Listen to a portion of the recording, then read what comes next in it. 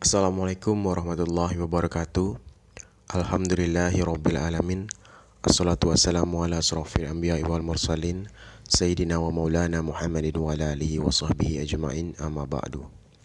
Puji syukur kehadiran Allah subhanahu wa ta'ala yang telah melimpahkan rahmat dan hidayahnya kepada kita semua.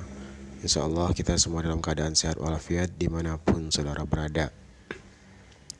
Salawat serta salam tak lupa kita sampaikan kepada junjungan kita Nabi besar Muhammad SAW yang telah membawa kita dari alam kebodohan ke alam yang penuh dengan teknologi yang kita rasakan saat sekarang ini. Baiklah, mahasiswa Bapak HTNI semester 1, hari ini kita akan melanjutkan materi perkuliahan yaitu mengenai internet, ya, pengenalan internet, aplikasinya, dan sejarah perkembangan dari internet itu. Kemudian,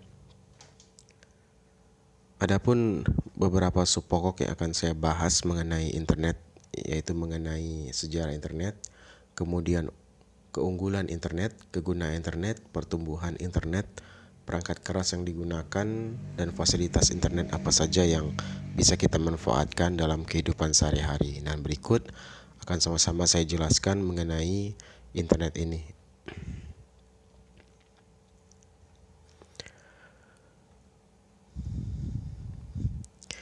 Mengapa kita saat ini butuh dengan internet, ya? Karena hampir semua sendi kehidupan kita saat ini sudah tergantung dengan yang namanya internet, ya. Salah satunya dulu orang butuh berita melalui koran, tetapi saat ini orang cukup dengan menggunakan handphone bisa melihat berbagai berita yang ada di dunia, ya, baik itu di daerah maupun di dunia. Ini salah satu bentuk mengapa saat ini manusia sangat membutuhkan yang namanya internet. Kemudian apalagi seperti dunia telekomunikasi, ya, dahulu yang hanya bisa menggunakan telepon, tetapi karena adanya internet kita sudah bisa dengan cara teleconference, ya, kemudian berkirim video, kemudian berkirim suara, ya. Ini bisa menggunakan yang namanya internet. Kemudian banyak perkembangan dunia saat ini, ya, karena bantuannya internet. Ya, dari dunia perdagangan juga bisa kita lihat, kemudian dunia transportasi, ya, seperti Gojek, kemudian Grab, itu semua adalah perkembangan dari yang namanya internet, ya, pemanfaatan dari aplikasi internet itu sendiri. Nah, kalau misalkan tidak ada internet sampai saat ini, mungkin tidak akan ada yang namanya Shopee, tidak ada yang namanya Grab, kemudian Gojek dan lain sebagainya itu, ya. Kenapa?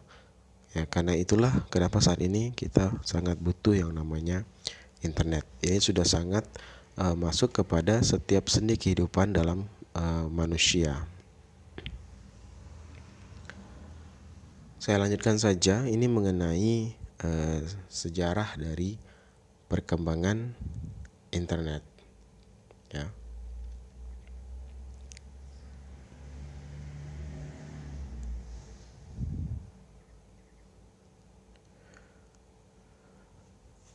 Internet merupakan jaringan komputer yang dibentuk oleh Departemen Pertahanan Amerika Serikat, ya, di tahun 1969 melalui proyek ARPA yang disebut ARPANET atau Advanced Research Project Agency Networks.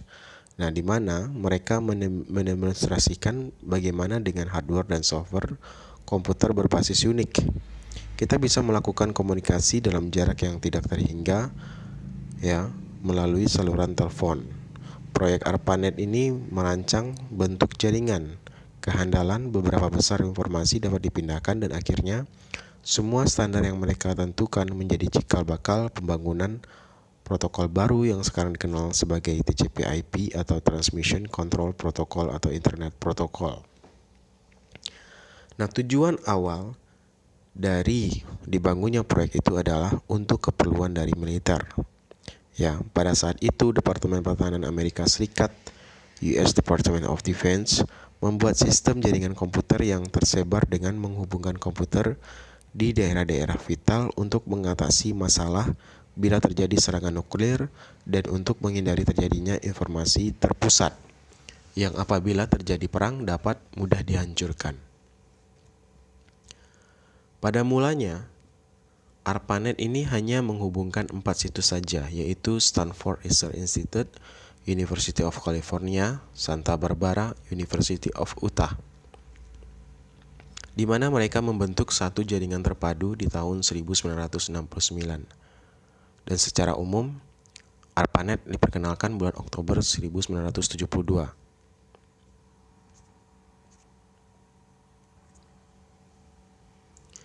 Tidak lama kemudian, proyek ini berkembang pesat di seluruh daerah, dan semua universitas di negara tersebut ingin bergabung, sehingga membuat ARPANET kesulitan untuk mengaturnya.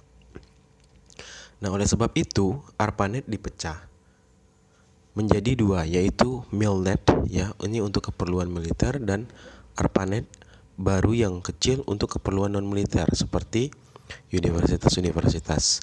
Gabungan kedua jaringan akhirnya dikenal dengan nama DARPA Internet, yang kemudian disederhanakan menjadi Internet. Nah, itulah sejarah singkat dari Internet. Jadi Internet ini muncul karena adanya keperluan dari militer, ya, militer Amerika Serikat, ya. Kemudian karena perkembangan dari militer tersebut, Internet digunakan untuk universitas-universitas, ya, yang ada di Amerika pada saat itu.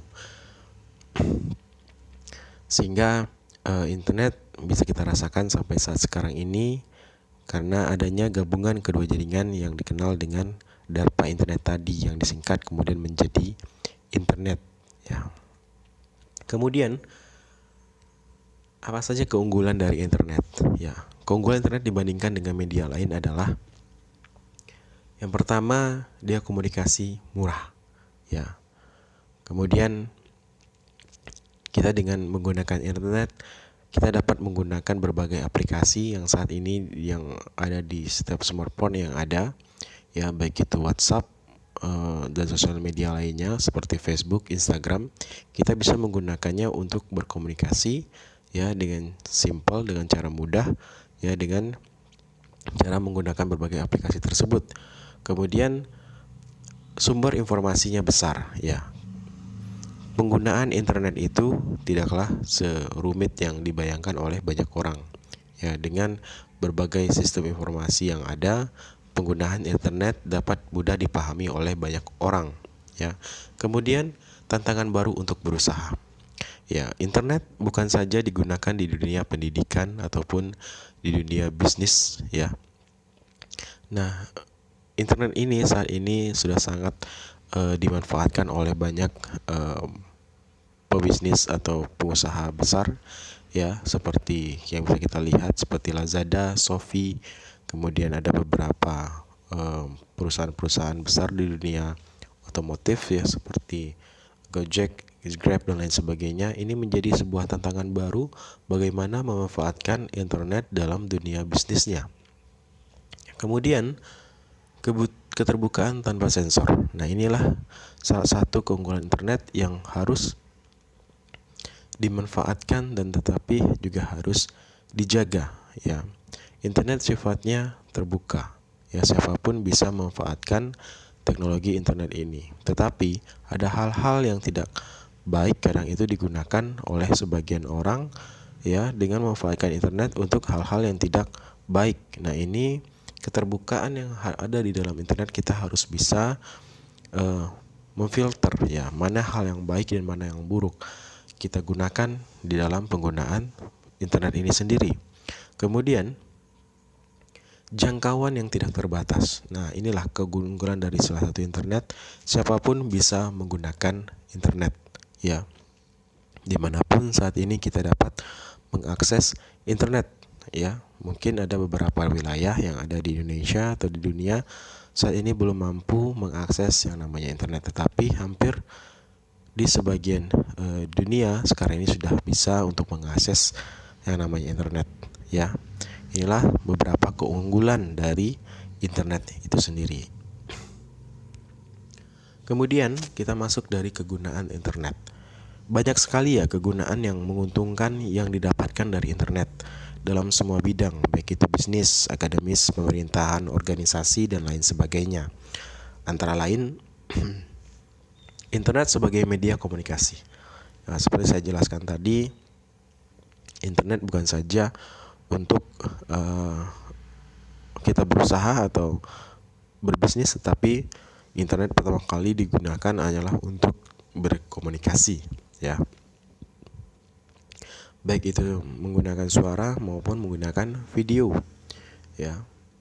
Nah, apalagi saat ini yang sangat penting ya, ketika terjadinya wabah corona seperti ini, kegunaan internet yang di dunia komunikasi itu saat kita yang baik itu menggunakan kuliah ya, kita masih bisa memanfaatkan internet untuk penggunaan dunia pendidikan ya, bagaimana guru bisa berkomunikasi dengan murid dengan menggunakan internet ya. Ini salah satu dari kegunaan internet. Kemudian internet sebagai media promosi. Ya, banyak perusahaan-perusahaan besar sekarang menggunakan internet untuk mempromosikan produk-produk yang diproduksi dari sebuah perusahaan yang ingin mempromosikan produknya. Ya, ini internet digunakan sebagai media ya.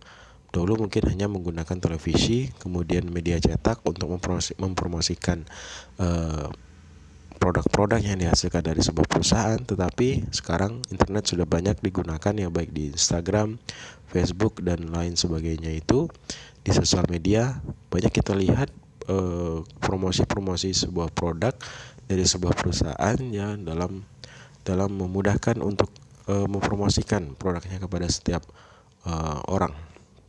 Kemudian internet sebagai komunikasi interaktif.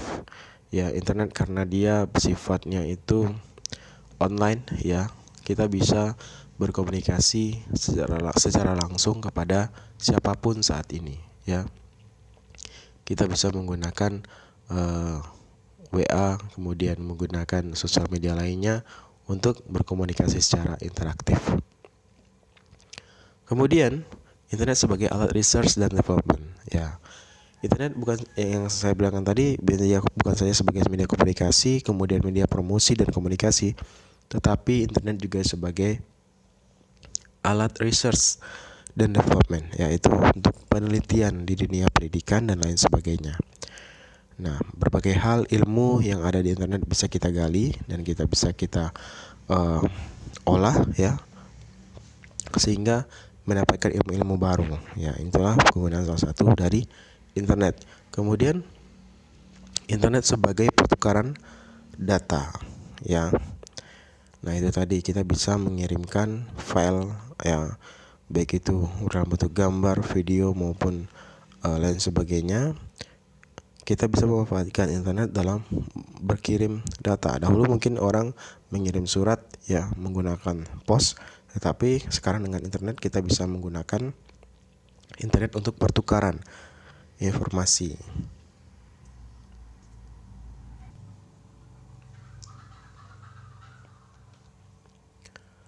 Kemudian kita masuk kepada pertumbuhan dari internet. Internet mempunyai pertumbuhan yang sangat baik dan sangat pesat saat ini. Dari data statistik yang didapat adalah sebagai berikut.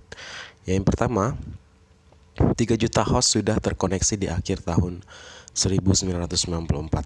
Ya, bayangkan pada tahun 94 3 juta host sudah terkoneksi. Ya, ini berarti 3 juta orang saat ini sudah bisa memanfaatkan internet pada tahun 1994.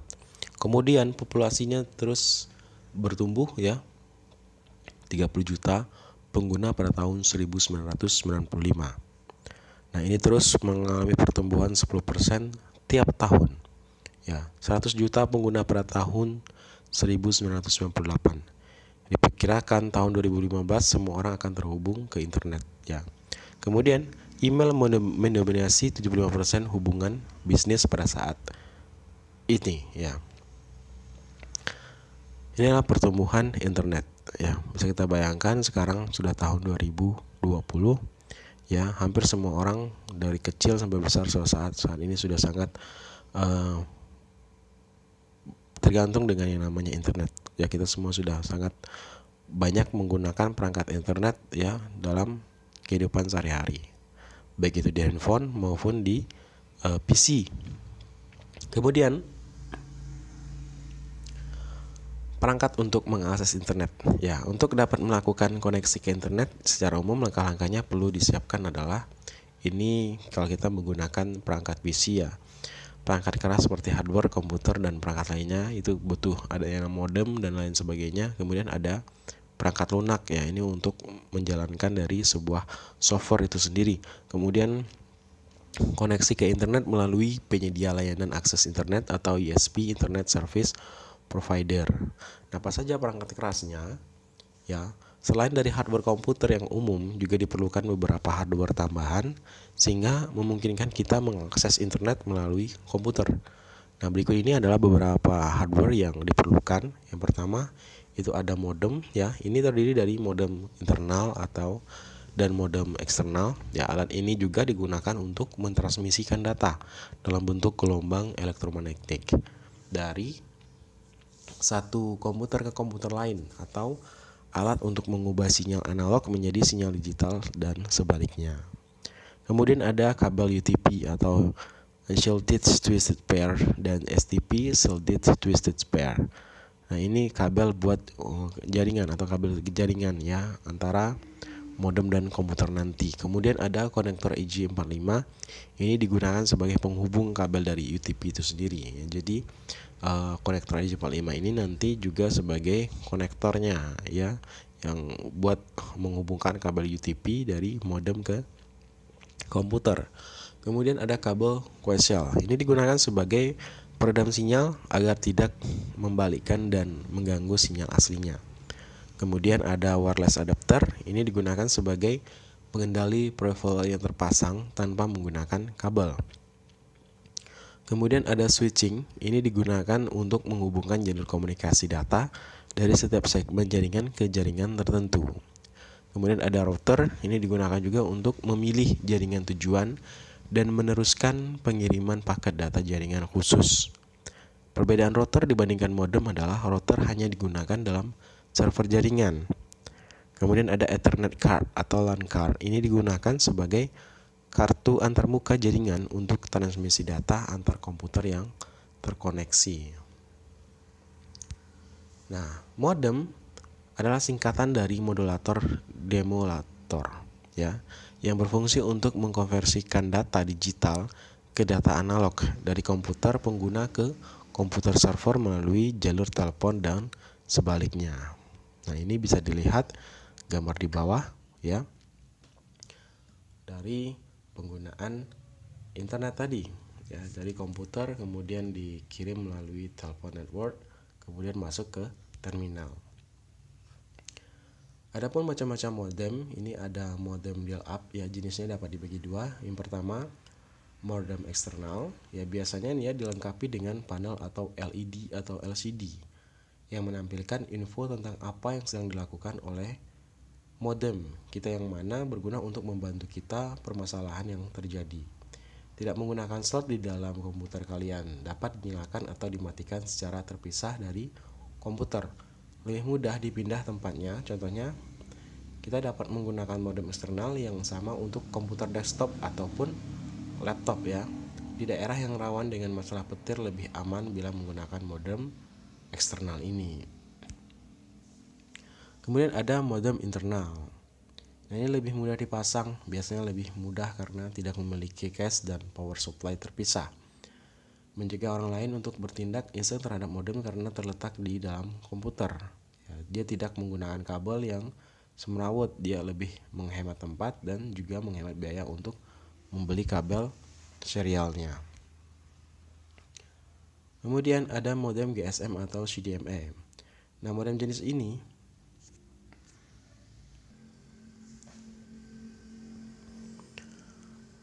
baik, saya ulangi, modem GSM atau CDMA, model jenis ini ada yang berupa modem khusus untuk GSM atau CDMA, atau juga dapat menggunakan handphone HP yang sudah mendukung koneksi internet untuk dijadikan modem ya. Biasanya kita kan menggunakan HP kita untuk mengakses internet, yaitu dengan cara menghidupkan hotspot yang ada di HP kita masing-masing. Kemudian modem ADSL atau speedy. Nah, ini untuk mengodem jenis ini dia menggunakan jaringan telepon kabel dan sifatnya berlangganan. Ini seperti kita menggunakan fasilitas internet speedy dari Telkom ya.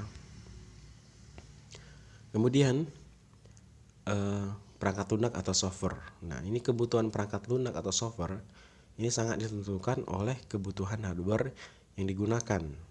Beberapa jenis software yang biasa digunakan antara lain yaitu yang pertama sistem operasinya diantaranya Windows ya, baik itu dari 98 sampai dengan Linux. Ini bisa menggunakan untuk mengakses yang namanya internet.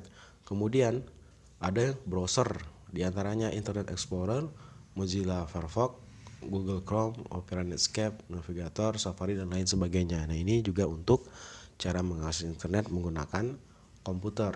Kemudian ada email. Nah, ini diantaranya ada Outlook Express, Internet Mail, Netscape Mail dan lain sebagainya ya. Ini untuk cara kita berkirim pesan menggunakan internet. Kemudian ada fasilitas chatting ya, diantaranya MIRC, ISQ, Yahoo Messenger, Facebook dan lain-lain ya. Sekarang juga ada WA, kemudian ada Facebook, Instagram. Kita bisa memanfaatkan itu semua untuk melakukan yang namanya chatting ya. Kemudian ada FTP, File Transfer Protocol, diantaranya Godzilla, WSFTP dan lain sebagainya. Kemudian macam-macam software. Yang pertama ada freeware. Freeware artinya software tersebut gratis untuk digunakan ya. Saudara juga bisa melihat source code software tersebut, biasanya disertai syarat tidak boleh memodifikasi software tersebut. Ada pula yang disertai syarat untuk kepentingan non komersial. Tetapi syarat mutlak sebuah software disebut freeware adalah tanpa batasan jumlah dan waktu pemakaian. Contoh software freeware yang pertama Windows Media Player, AVG Antivirus 2011 sampai sekarang 2020, Smartdav, Killed, Correctpack dan lain sebagainya. Kemudian ada shareware. Nah, shareware ini artinya software tersebut dapat didownload dan digunakan pengguna hanya untuk dicoba. Jika pengguna merasa software bagus, maka diharuskan membeli ya. Shareware ini sering dibatasi lamanya waktu pemakai, misal trial 30 hari saja, atau jumlah software tersebut dijalankan misalnya hanya 30 kali, atau fitur-fitur tertentu yang tidak bisa diakses. Sesudah masa uji cobanya berakhir, software bisa saja terkunci atau bisa saja tanpa berfungsi sebagaimana mestinya. Kemudian ada adware ya. Adware ini artinya software tersebut gratis, tetapi ada iklan yang muncul ketika dijalankan. Iklan dapat muncul baik pada saat start atau muncul di sela-sela penggunaan. Kemudian ada saluran telepon atau line telepon. Nah, saluran telepon ini merupakan salah satu syarat yang paling utama untuk mengakses internet. Saluran telepon ini disambungkan melalui modem, baik modem internal maupun eksternal. Selain menggunakan saluran telepon, kita juga dapat mengakses internet melalui saluran satelit, TV kabel, gelombang, radio. Apa saja fasilitas-fasilitas dalam internet? Ya, internet memiliki beberapa fasilitas untuk mendapatkan informasi yang diinginkan dengan cara mudah, yaitu beberapa fasilitas yang disediakan internet. Yang pertama, electronic mail atau email. Nah, fasilitas ini digunakan orang untuk berkirim surat ya. Saat ini kita bisa memanfaatkan beberapa email ya, menggunakan seperti Gmail, seperti Yahoo. Ini banyak dimanfaatkan oleh banyak orang dalam melaksanakan pengiriman surat ya. Kemudian ada mailing list. Nah, fasilitas ini digunakan untuk berdiskusi secara elektronik dengan menggunakan email. Mailing list ini umumnya digunakan untuk bertukar informasi, pendapat dan lain sebagainya dalam jarak jauh. Mailing list adalah sistem yang mengirim pesan-pesan untuk kelompok orang, bisa berupa berita, artikel, catatan dan sebagainya. Tetapi mailing list ini sudah sangat jarang digunakan juga di dalam PC, karena saat ini banyak orang menggunakan WhatsApp untuk menggunakan atau disebut sebagai WhatsApp group ya, untuk saling berkomunikasi dengan banyak orang dalam sebuah grup ya. Kemudian ada Usenet dan Newsgroup. Ya, Usenet merupakan layanan berupa bulletin board service basis dalam bentuk pesan. Setiap pengakses internet dapat bergabung untuk saling bertukar informasi satu sama lain. Para pengguna Usenet ini membentuk grup-grup berdasarkan topik-topik diskusi yang disebut sebagai newsgroup. Nah, kemudian newsgroup ini diibaratkan seperti papan komunikasi, di mana setiap orang bebas mencari informasi yang dibutuhkan serta memberikan informasi yang dimilikinya. BBS adalah tempat menyimpan pesan atau file yang sesuai dengan topik yang sudah ditentukan. Setiap BBS dia memiliki seorang administrator untuk memanfaatkan BBS. Seorang individu bisa menghubungkannya melalui telnet dan memiliki dari sistem menu. Kemudian pengakses yang mengakses BBS dia mendapat fasilitas untuk melakukan download berita atau file dari pengakses lain. Ia dapat pula melakukan upload berita atau file agar dapat diakses oleh pengakses lainnya. Kemudian ada fasilitas chatting. Nah, ini digunakan untuk berkomunikasi secara langsung dengan orang lain dalam internet melalui teks ya. Melalui lain ini juga kita bisa memperbincangkan suatu topik yang sedang menarik atau sekedar mengobrol untuk mencari teman bicara ya. Ini salah satu kegunaan dari internet. Yang terakhir, kita akan membahas mengenai file transfer protocol, yaitu fasilitas ini digunakan untuk melakukan pengambilan arsip atau file secara elektronik atau transfer file dari satu komputer ke komputer lain di internet. Layanan FTP paling banyak digunakan untuk lalu lintas file, terutama oleh perusahaan dan organisasi atau perseorangan. Ia akan mengirim surat, lamaran kerja atau mengirimkan file kepada rekan-rekannya. Kemudian ada Grover, yang fasilitas ini digunakan untuk menempatkan informasi yang disimpan pada internet server dengan menggunakan hierarki menu, dan Anda dapat mengambil informasi tersebut. Kemudian tadi ada teleconference ya. Ini adalah fasilitas untuk melakukan rapat, pertemuan dan seminar atau konferensi jarak jauh. Sekarang orang sudah banyak menggunakan aplikasi Zoom Meeting ya untuk menggunakan fasilitas ini ya. Baiklah, demikianlah perkuliahan kita pada pagi hari ini. Mohon maaf dalam penyampaian kalau ada kesalahan. Silakan saudara semua untuk kembali memahami materi mengenai internet ini. Silakan juga untuk mencari materi-materi baru di Google ya mengenai internet ini. Demikianlah. Wabillahi taufiq wal hidayah. Wassalamualaikum warahmatullahi wabarakatuh.